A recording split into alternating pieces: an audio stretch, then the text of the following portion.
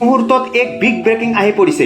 অসমৰ ডিব্ৰুগড় জিলাৰ অন্তৰ্গত মৰাণৰ তিলৈ নগৰত হোৱা সদৌ অসম ডিলাৰ সন্থাৰ ৩২তম বাৰ্ষিক অধিৱেশনত ধুবুৰী জিলাৰ পৰা নিৰ্বাচিত সদস্য শ্ৰীযুত দীপেন ৰায় ৰাজ্যিক কমিটিৰ উপসভাপতি হিচাপে নৱনিযুক্তি লাভ কৰে।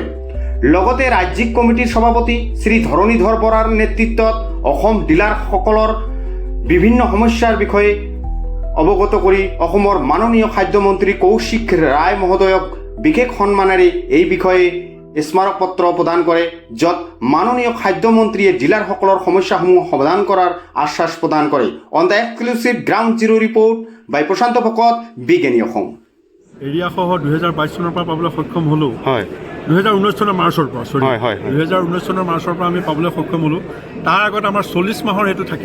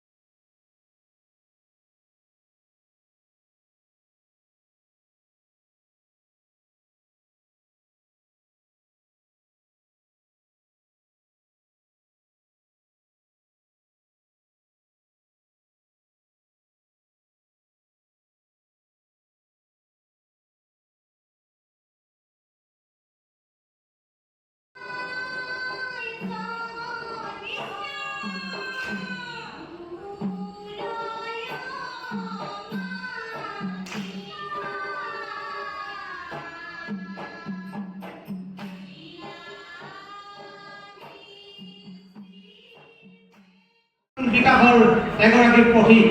আপুনি নিজৰ কৰ্মদক্ষতাৰে অসম চৰকাৰৰ এগৰাকী সন্মানীয় বিধায়কৰ পৰা আহি বৰ্তমান অসম চৰকাৰৰ দক্ষ খাদ্যমন্ত্ৰী হিচাপে পৰিচয় দাঙি ধৰিছে। আজি আমি আপোনাক আমাৰ 32 সংখ্যক ৰাজ্যিক অধিৱেশনৰ মজিয়াত পাই অতিকে গৌৰৱান্বিত অনুভৱ কৰিছোঁ। আশা কৰিম আপুনি সমাজৰ বাবে আৰু আগুৱাই যাওক। ভগৱানে আপোনাক সুস্বাস্থ্যৰ অধিকাৰী কৰি দীৰ্ঘায়ু কামনা কৰক। তাৰ এই অফুৰন্ত শুভকামনাৰে সদৌ অসম সুলভ মূল্য ব্যৱসায়ী সন্থাৰ পৰিয়ালৰ হৈ ধন্যবাদেৰে ধৰণীধৰ বৰা ৰাজ্যিক সভাপতি, গুঞ্জন কুমাৰ বৰা ৰাজ্যিক মুখপাত্ৰ, হৰিনাৰায়ণ দত্ত ৰাজ্যিক সাধাৰণ সম্পাদক, ধন্যবাদ।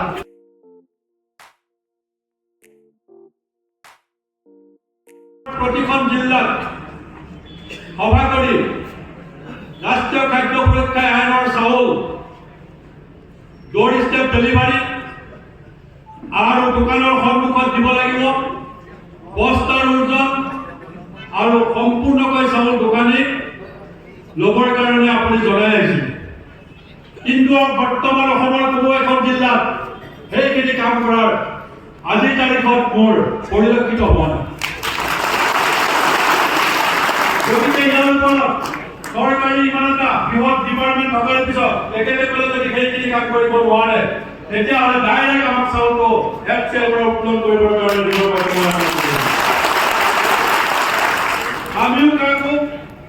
আমিও সম্পূৰ্ণ চাউল ল'ম আৰু আমি গ্ৰাহকক সম্পূৰ্ণ চাউল দিম, কিয়নো আজিও আমাৰ দোকানীসকলৰ বদনাম হৈ আছে যে চাউল চোৰৰ। গতিকে এই বিষয়টোৰ পৰা আমাক মুক্ত দিবৰ কাৰণে মই আপোনাক সদায় সম্পূৰ্ণ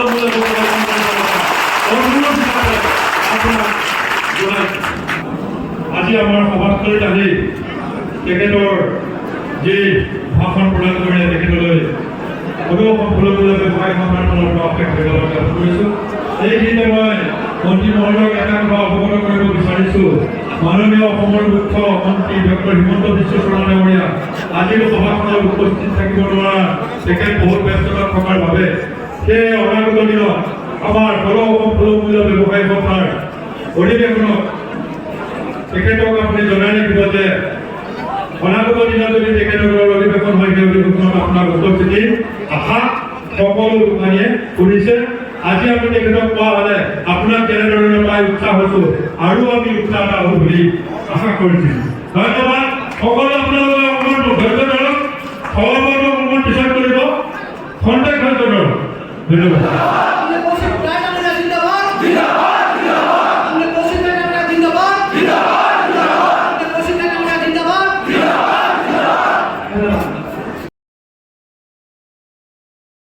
দ্বিতীয়বাৰৰ কাৰণে ভাৰতীয় জনতা পাৰ্টীৰ চৰকাৰ আহিব। ৰেকৰ্ড সংখ্যক আসন লৈ ডক্টৰ হিমন্ত বিশ্ব শৰ্মা আকৌ দ্বিতীয়বাৰৰ কাৰণে মুখ্যমন্ত্ৰী হ'ব।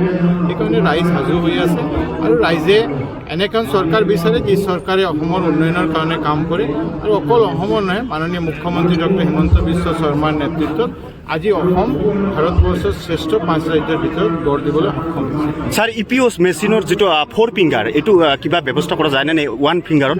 নাই নাই, 4 ফিংগাৰ নাই, 3 ফিংগাৰ, 3বিধ সামগ্ৰীৰ কাৰণে 3বাৰ ফিংগাৰ দিব লাগে। এইটো চলি আছে, এইটো ৰাইজে সহায় কৰিছে, ৰাইজে এইটো খুব ভাল পাইছে। তাৰমানে ৰাইজৰ অলপ সময়ৰ প্ৰব্লেম হয়, সময় যোৱা নাই, এটা ফিংগাৰত কৰা যায় নে নাই? এইটো ৰাইজে এইকাৰণে আমি বিচাৰোঁ যে ট্ৰান্সপাৰেঞ্চি যাতে থাকে, কাৰণ একে ফিংগাৰত দিলে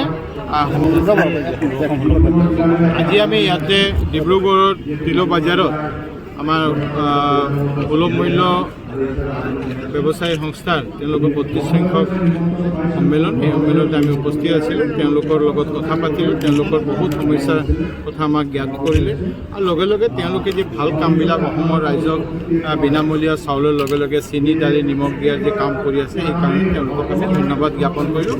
আৰু অহা দিনত যাতে আমি একেলগে সকলোৱে অসমৰ উন্নয়নৰ কাৰণে ডক্টৰ হিমন্ত বিশ্ব শৰ্মা ডাঙৰীয়াৰ নেতৃত্বত আমি কাম কৰি যাব পাৰোঁ, এই আহ্বান। মিষ্টাৰ খাদ্য চেনি দাইল নিমখ দিয়া যিটো প্ৰক্ৰিয়া, সেই প্ৰক্ৰিয়াত যথেষ্ট তেওঁলোকে অসুবিধাৰ সন্মুখীন হোৱাৰ কথা কৈছে। পৰৱৰ্তী সময়ত কি ব্যৱস্থা অসুবিধা হোৱা নাই, EPOSৰ কথা তেওঁলোক কৈছিলে, কিন্তু তেওঁলোকৰ জৰিয়তে আমি এতিয়ালৈকে এই মাহত অলমষ্ট 98% ৰাইজক আমি দিবলৈ সক্ষম হৈছোঁ। আৰু সেইকাৰণে যি সমস্যা আছে এই কথাটো আমি তেওঁলোকৰ সন্মুখতে কৈছোঁ আৰু এইটো যথেষ্ট জনপ্ৰিয়তা ৰাইজৰ। মুখ্যমন্ত্ৰী ডক্টৰ হিমন্ত বিশ্ব শৰ্মা ডাঙৰীয়াই অসমত বসবাস কৰা খিলঞ্জীয়া জাতি জনগোষ্ঠীসমূহৰ ভূমিৰ অধিকাৰ যাতে সুনিশ্চিত হয়, তাৰ কাৰণে দৃঢ়তাৰে পদক্ষেপ গ্ৰহণ কৰি আহিছে।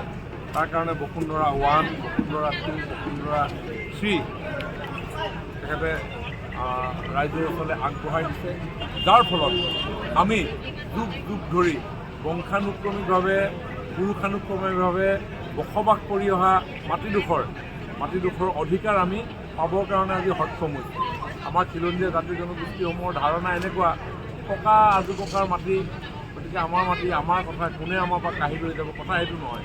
সেই মাটিডোখৰ চৰকাৰী নথিত উপযুক্তভাৱে নথিভুক্ত হৈ আছেনে নাই, আমাৰ নিজৰ নামত ভূমিৰ অধিকাৰ যাক ম্যাদী পট্টা, সেই পট্টা আমি পাইছোঁ নে নাই, সেই কথা বতৰাবিলাক আমাৰ ৰাইজে ইমান গুৰুত্ব প্ৰদান কৰা নাছিল।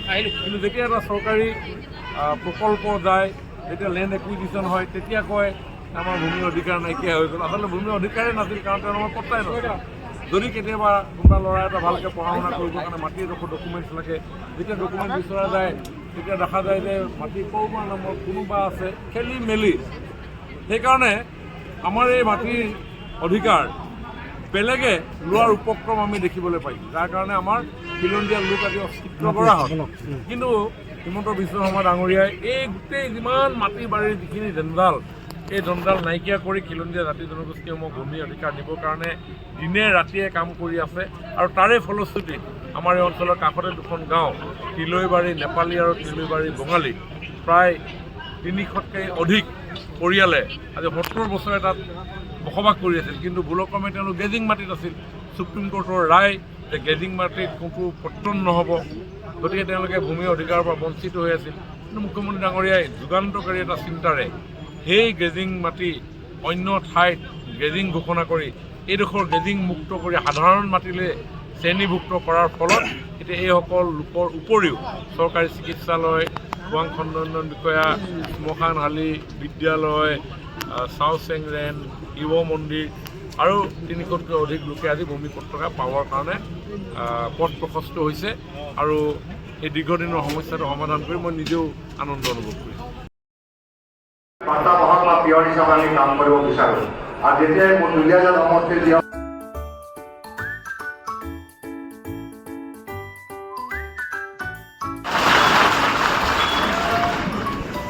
মূল্যত চৰকাৰে যোগান ধৰা তিনিবিধ সামগ্ৰী বিতৰণ কৰাৰ ক্ষেত্ৰত এটা আঁচনি চাপতে দিব পৰাৰ ব্যৱস্থা গ্ৰহণ কৰক। সুলভ মূল্য যোগান পৰিয়ালক অতি কমেও 5 লাখ টকাকৈ আৰ্থিক অনুদান বা কম সুদত ঋণ দিয়াৰ ব্যৱস্থা গ্ৰহণ কৰক। সুলভ মূল্য যোগান পৰিয়াললৈ 10 লাখ টকাৰ স্বাস্থ্য বীমা সেৱা প্ৰদান কৰক। অসমৰ বহু জিলাত সমবায় সমিতি অথবা লেণ্ডসমূহে সুলভ মূল্য দোকানীৰ বাবে চাউল উৎপাদন বিতৰণ কৰাৰ উপৰিও একোখন আমাৰ দৰে খুচুৰা অনুজ্ঞাপত্ৰ লৈ বৃহৎ পৰিমাণৰ ৰেচন কাৰ্ড সংলগ্ন কৰি ই-পোষ্ট মেচিনত চাউল বিতৰণ কৰি সমবায় সবলীকৰণ আৰু কমিশ্যন এই দুয়োটা চৰকাৰী সুবিধা লৈ আহিছে। তেনে সমবায় অথবা লেণ্ডছৰ নামত বা খুচুৰা বিক্ৰী কেন্দ্ৰসমূহ শীঘ্ৰে বন্ধ কৰি এই সমবায় বা লেণ্ডছৰ অধীনস্থ সংলগ্ন হৈ থকা কাৰণসমূহ কাষৰ সুলভ মূল্য দোকানীৰ লগত সংলগ্ন কৰাৰ ব্যৱস্থা গ্ৰহণ কৰক।